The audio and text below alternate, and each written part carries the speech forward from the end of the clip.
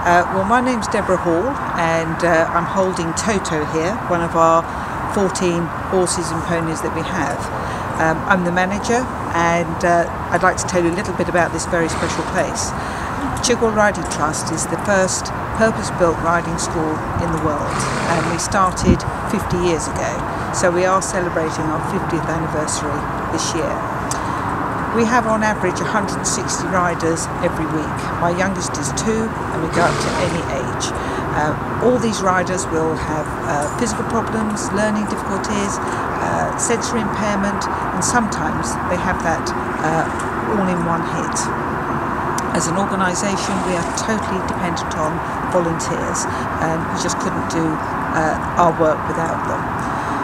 But as I say, we're trying to fundraise, and we've got some wonderful events happening this year. We've got our Amble Ramble on the 27th of April, which is actually a sponsored, almost like a sponsored walk, which our riders do.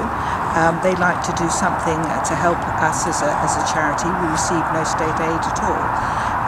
We've then got, well, our main focal point is actually going to be on July the 13th, which is going to be our open day.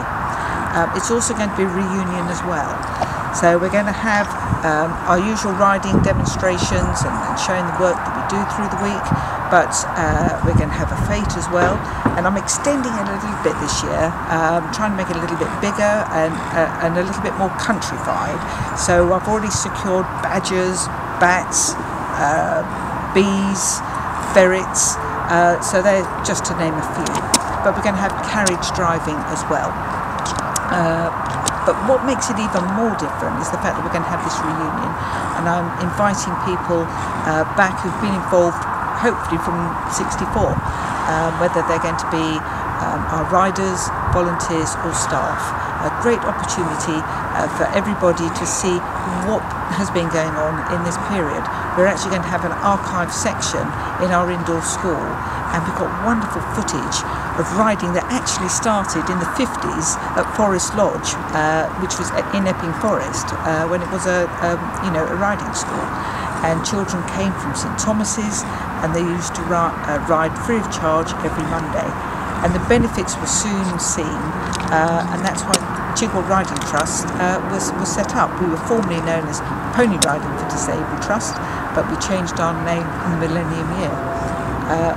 I can't tell you more about it other than it is such a special place, and if anybody wants to come and volunteer, 14 and over, you'd be most welcome. The benefits of riding for many riders are enormous.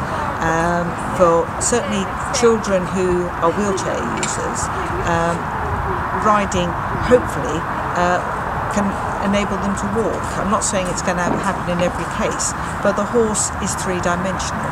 It goes backwards and forwards, side to side and up and down. And when a rider is sitting on the horse or a pony, their pelvis is tilted in the exact same fashion as you or I walking down the high street.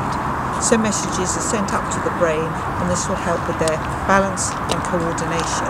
And as it mimics the pattern of walking, this is why it helps them, as I say, when they're on the ground.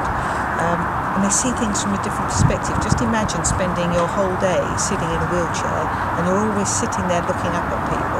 And just for once, you're sitting up on a horse or a pony, and you're looking down or across the fields. And as I say, you just see things from a totally different angle, and it does wonders for the confidence, the self-esteem. And something I only learnt a few years ago for autistic children who may be non-verbal. Again, while they're sitting on the horse and they're having to move and to counteract their balance, their parts of the brain are released that normally lie dormant. And it might not happen at the time, but they could end up by saying, "Walk on, Toto," or "Whoa," whatever. But these could be first words spoken, and it just opens up the door for them. So it is quite amazing.